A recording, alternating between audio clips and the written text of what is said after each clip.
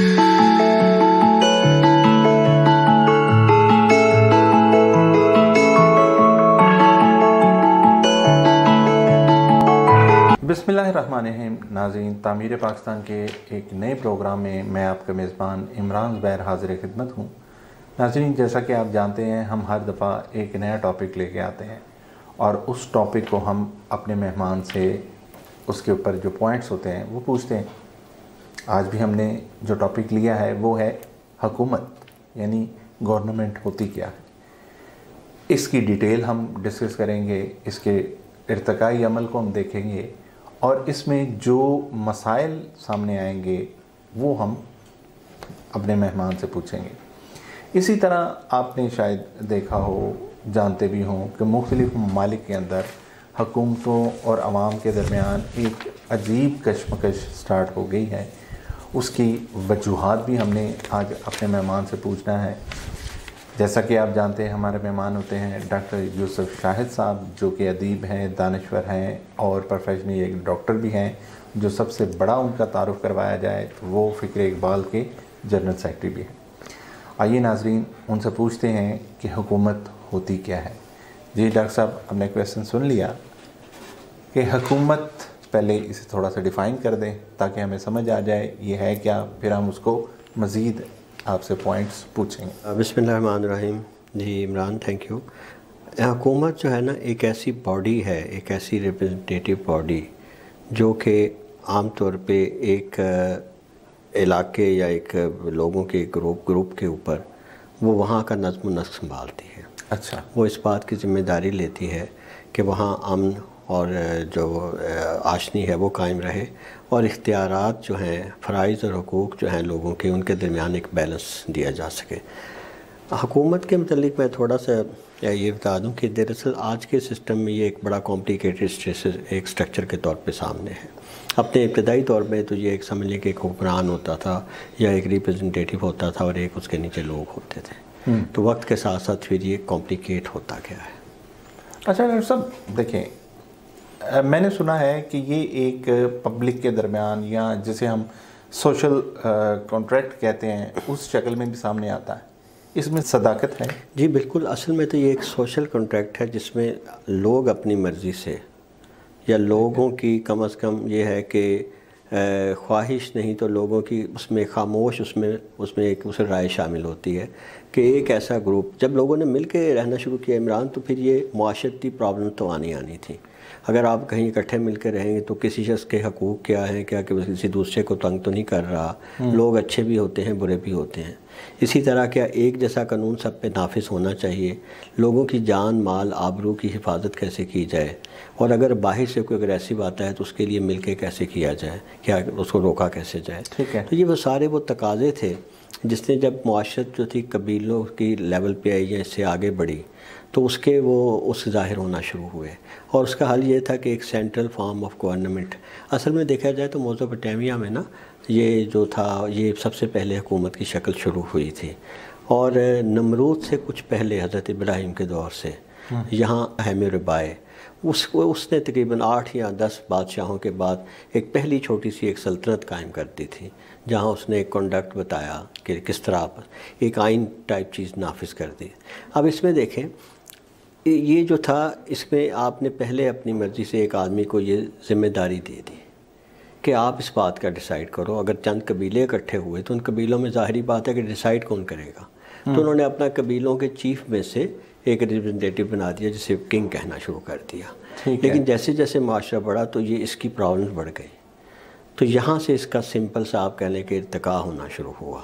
अब social contract ये था कि लोग चाहते थे कि हम तुम्हें अपनी हिफाजत का जो है एक ज़िम्मा दे रहे हैं, उसकी वजह से वो एक प्रिविलेज्ड आदमी बन गया।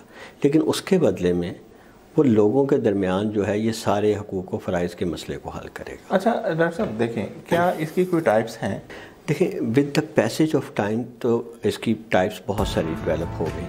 आगाज़ किंग के तौर पे था, एक जब किंग बना तो अब उसके दरमियान उसी वक्त से मुआशरे में ख़ास तौर पे जो हैम्योरेबाई का हम नाम लेते हैं तो वो एक बड़ा शान व शौकत वाला किंग था।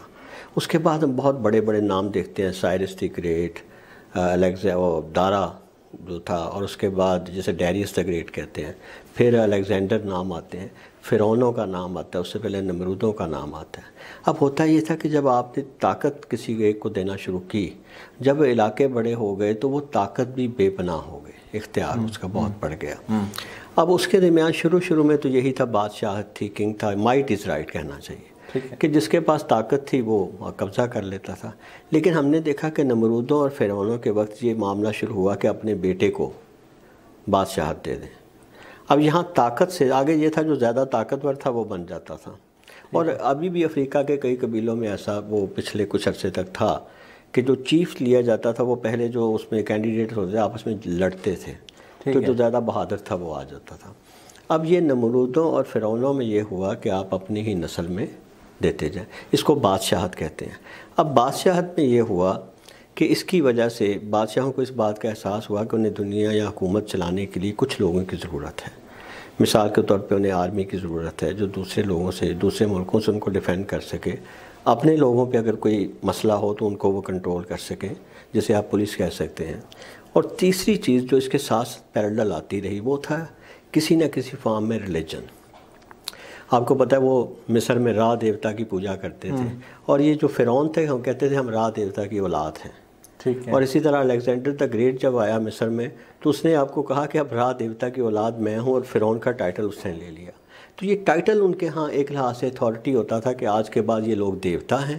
اب دیوتا کا ٹائٹل لینے کا مقصد یہ ہے کہ وہ عام لوگوں سے ہر طرح بلند ہے، وہ جو مرضی کرے اس کو جائز ہے، دولت اکٹھا کرنا اس کا اختیار ہے، یہ اس کا آپ کہہ لیں کہ پریویلیج ہے وہ اس بار میں، تو تاکہ اس کی طاقت کو، اس کی عیاشیوں کو، اس کے گناہوں کو کوئی چیلنج نہ کرے۔ تو یہ ٹائٹل ایک لحاظ سے جو تھا مذہبی ٹائٹل وہ اس کو پروٹیکٹ کرتے تھا۔ تو بادشاہ کو یہ بڑا ہوتا تھا کہ مجھے یہ مذہب کا لبادہ مل جائے۔ اب اس کی ضرورت بن گئے یہ اس وقت کے جو پروہت تھے، پنڈت تھے، اور دوسری طرف ظاہر ہے جو بہت زیادہ ویریئرز ہوتے تھے، طاقتور ہوتے تھے، اب ان کے ساتھ بھی نبھا کے پڑھنی تھی کیونکہ ان کی طاقت تو آگے یوز کرتا تھا۔ تو پھر یہ ایک اکٹھا سسٹم چلا گیا جس کو ہم کہتے ہیں گورنمنٹ۔ اچھا، کنگ سے آگے گورنمنٹ بن گئی۔ اب گورنمنٹ وہ ہے جو گورن کرتی ہے، اور اس نے گورن کرنے سے یہ ہے کہ اس کے پاس طاقت ہے۔ اس کے دو حصے بن گئے، ایک ہو گیا رایا اور ایک رائی، یعنی گورنمنٹ کرنے والے اور ایک جن پہ گورنمنٹ کی جائے۔ اچھا، یہ سسٹم آگے بڑھا تو سسٹم کی جو پرابلمس ظاہر ہونا شروع ہوئیں، اور وہ یہ ظاہر تھیں کہ ایک پریویلیج کلاس تھی جس کے پاس بہت کچھ تھا، اور ایک وہ لوگ تھے جو فارمرز تھے بیچارے۔ دنیا کے مختلف حصوں میں اس کے خلاف ریسنٹمنٹ کی ہمیں آوازیں نظر آتی ہیں۔ مزدک نامی ایک تحریک چلی تھی ایران میں، جس میں مزدک نے سارے مزدوروں کو اکٹھا کر کے کہا تھا کہ جو وسائل ہیں وہ سب کا حق ہے، اور اس تحریک میں جو عمرہ شرفا تھے، میرا خیال اول قوت کا زمانہ تھا وہ، تو اس نے یہاں تک کہ اول قوت کو اپنا محل چھوڑ کے بھاگنا پڑا تھا۔ تو ان لوگوں نے محلوں پہ قبضہ کر لیا تھا۔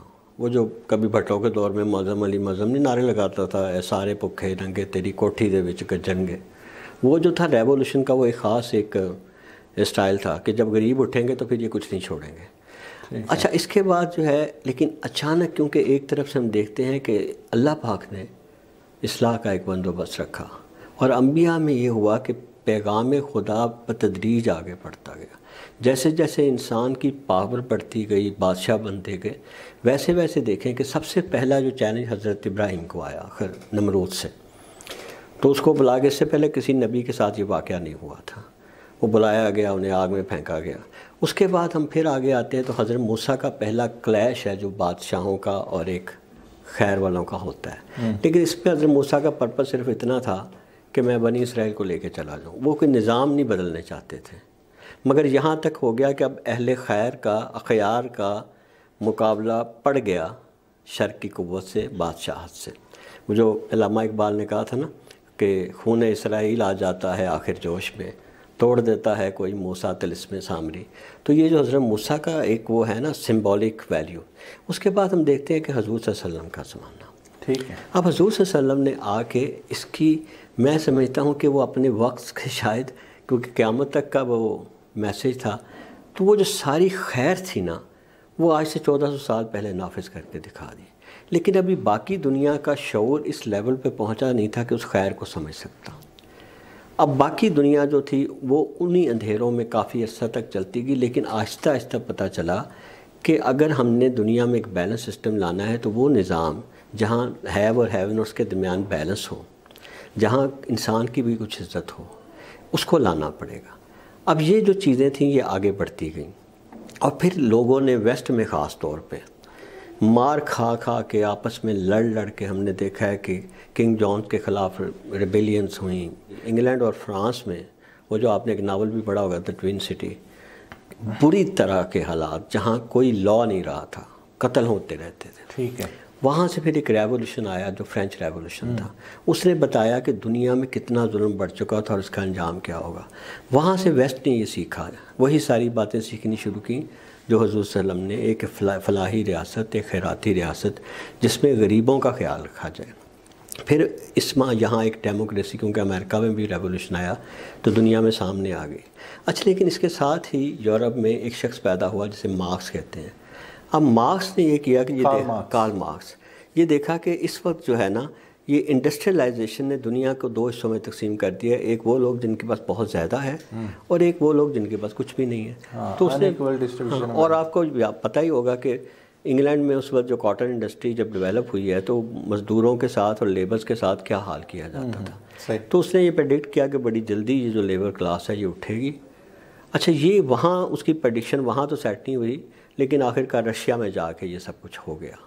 وہاں جو تھے جسے وہ کہتے ہیں ایک کلاس آف دا بولشوک، وہ جو کام کرنے والا طبقہ تھا وہ اوپر اٹھا اور اس نے سب کچھ جیسے کمیونزم کی ابتدا بھی یہیں سے۔ اب یہاں سے کمیونزم کی ابتدا ہوگی۔ اس کی بنیاد جو تھی وہ جو تھی اس کی کمیونزم کی جو بک تھی اس کو لیا گیا کارل مارکس کی، لیکن لینن نے آ کے اسے نافذ کر دیا۔ اب دنیا میں دو بڑے سسٹم بظاہر نظر آ گئے۔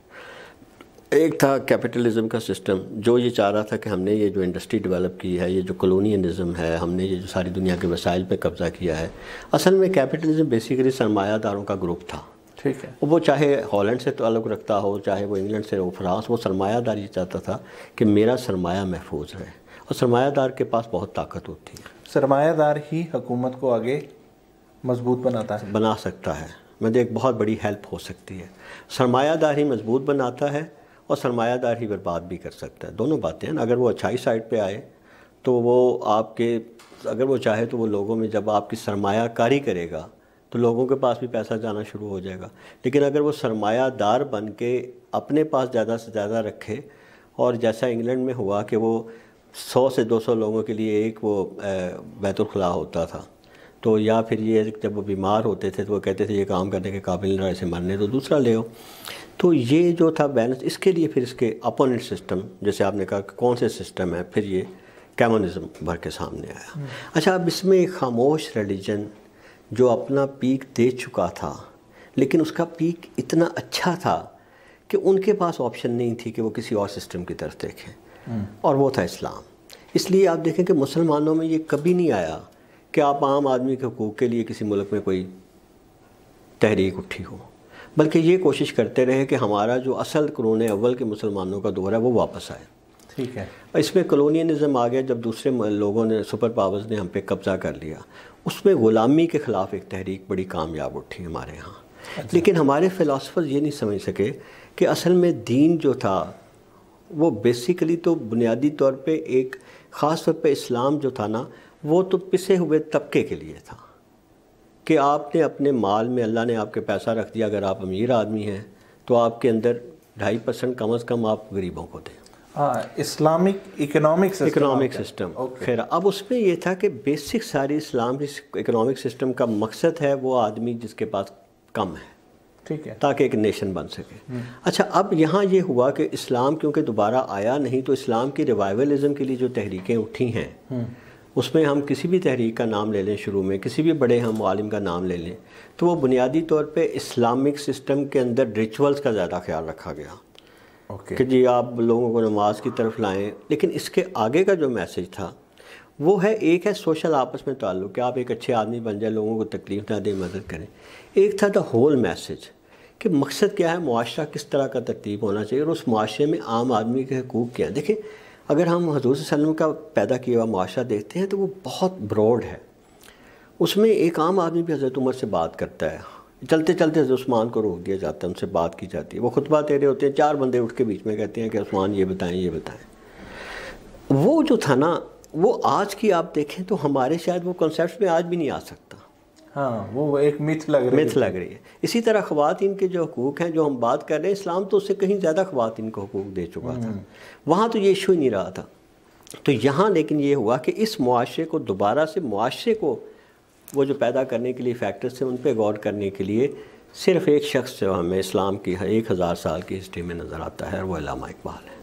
اچھا، اقبال کا رول جو ہے نا، اس کا کوئی دوسرا آپ کے پاس اسلامک ہسٹری میں نے کہا قرون اول کے مسلمانوں کے بعد، کیونکہ اگر ہم اپنے باقی فلاسفر دیکھیں نا، حضرت امام غزالی کو دیکھیں تو انہوں نے اکانومی اقتصادیات پہ بات کی، معاشرتی انصاف پہ بات کی، لیکن سارا فوکس امام غزالی کا وجدان اور خدا کے ساتھ تعلق ہے.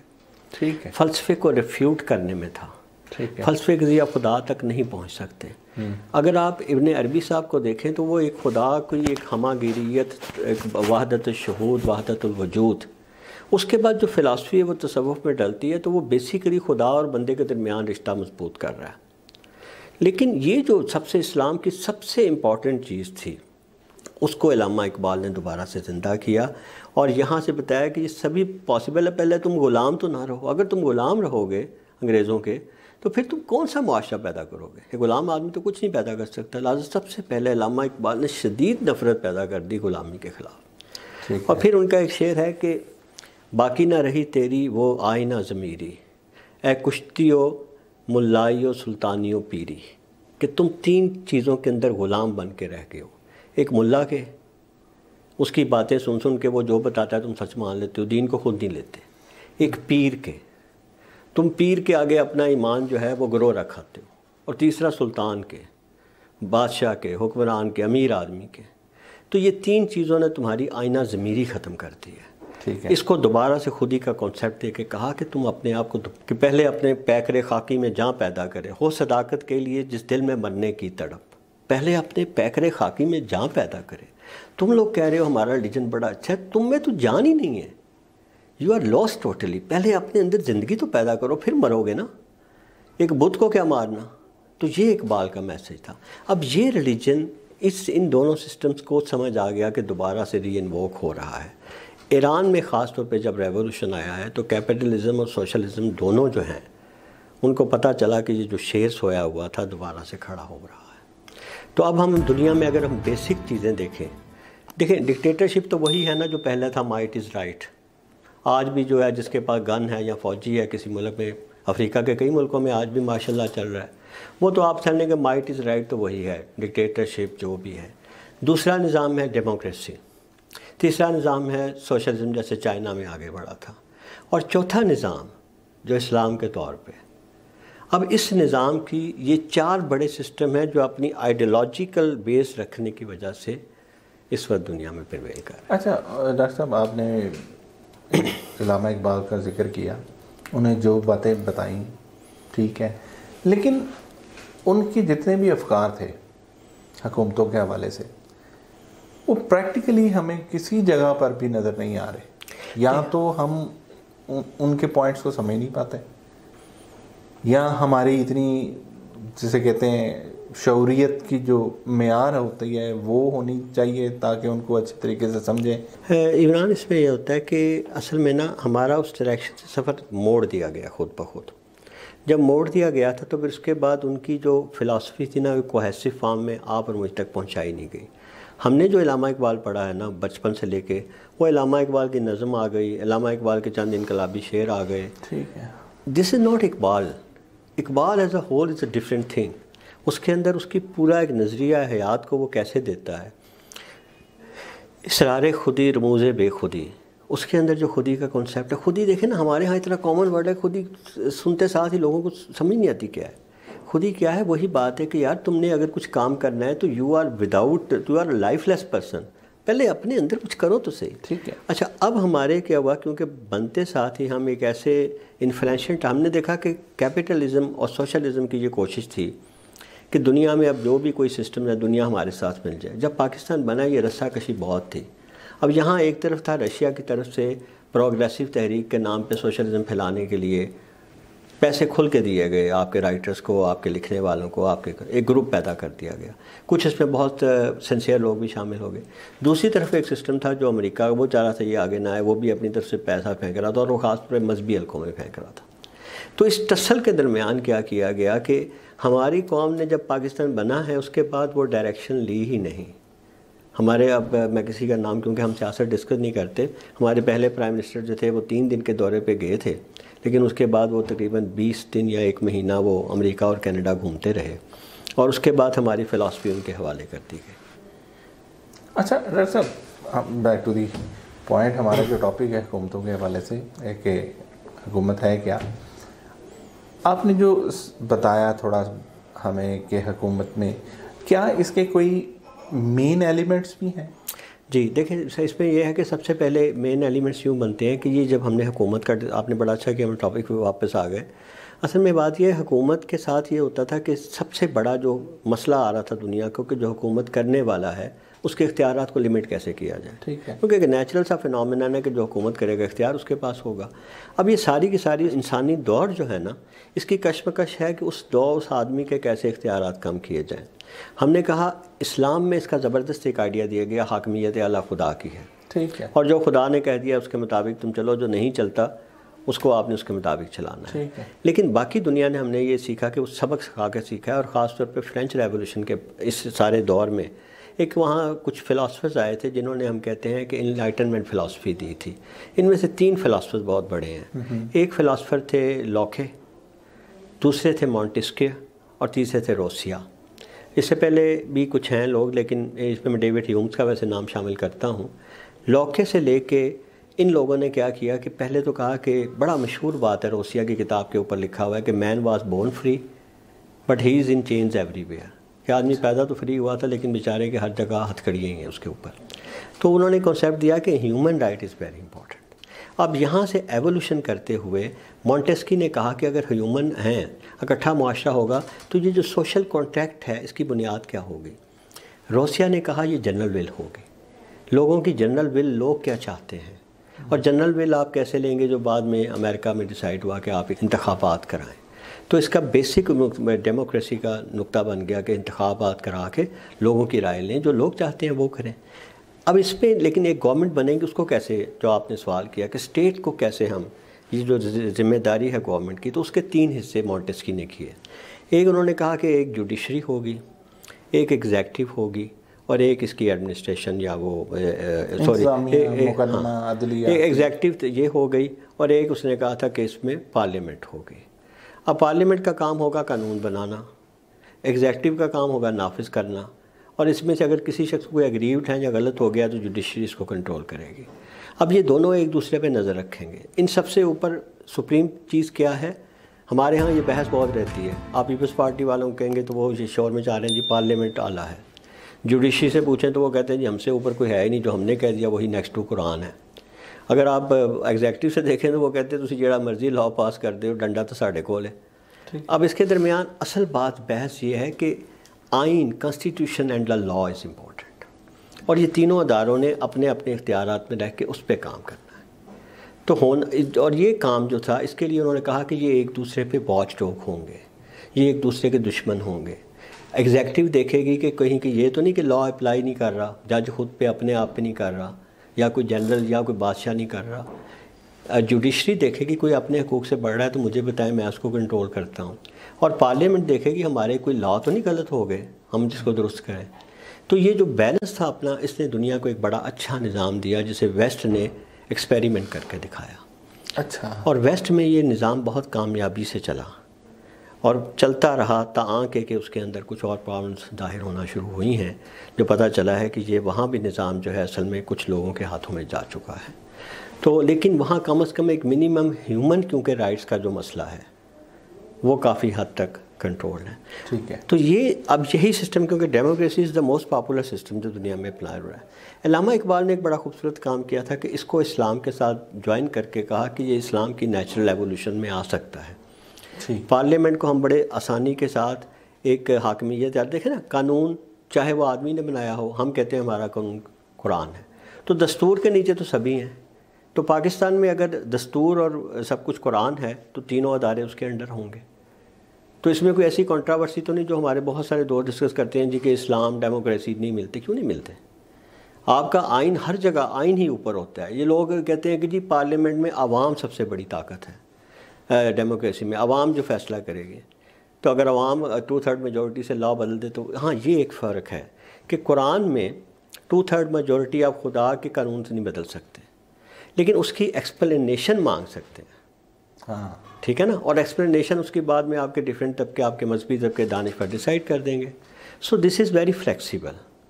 تو ڈیموکریسی جو تھا، اب اسلام اس کے اندر زیادہ امپورٹنٹ کیوں ہو جاتا ہے اس سسٹم میں؟ اس سارے سسٹم میں جو اسٹرکچر ہوتا ہے ہم نے دیکھا ہے یہ نا قانون اپلائی کرنے کے لیے ہے عام لوگوں پہ. اور اگر ہم غور سے اس کی ایولیوشن آپ نے بھی عمران دیکھی ہوگی کہ بیسیکلی یہ کیپٹلزم کو تحفظ بہت دیتا ہے. محنت کا اتنا نہیں ملتا. آپ مثال کے طور پہ ایک کارخانے میں لوگ کام کر رہے ہیں یا ایک جگہ پہ، تو اگر وہاں تھوڑا سا لاس جاتا ہے تو سب سے پہلے کارخانے دار کہتا ہے مزدور انہیں کاٹ دو، اور مزدوروں کو کوئی تحفظ حاصل نہیں ہے. آپ جہاں جا کے جاب کریں گے وہ آپ کو اگلے دن نوٹس دے دیں تو انہیں بتانے کی ضرورت نہیں ہے کہ وہ آپ کو کیوں فارغ کر رہے ہیں. اسلام میں جو ہے نا یہ بیسک کہ اگر آپ کسی کو اپنے ورکر کو آپ کو تحفظ دینا ہوگا. سوشلزم میں بھی تھا یہ، لیکن اسلام میں سب کچھ بیلنس ہے. اس لیے یہ سسٹم جو ہے اسلامی سسٹم جو ہے جس کی کچھ نہ کچھ شکل بہرحال ایران میں آئی ہے، تو وہ میرا خیال ہے بیسٹ سسٹم ہے. اچھا ڈاکٹر صاحب، آپ نے بڑی اچھی بات ہمیں بتائی کہ یہ 3 پلرز کے اوپر بیس کر رہا ہے، اور یہ اگر اپنی حدود کے اندر وہ رہتے ہیں.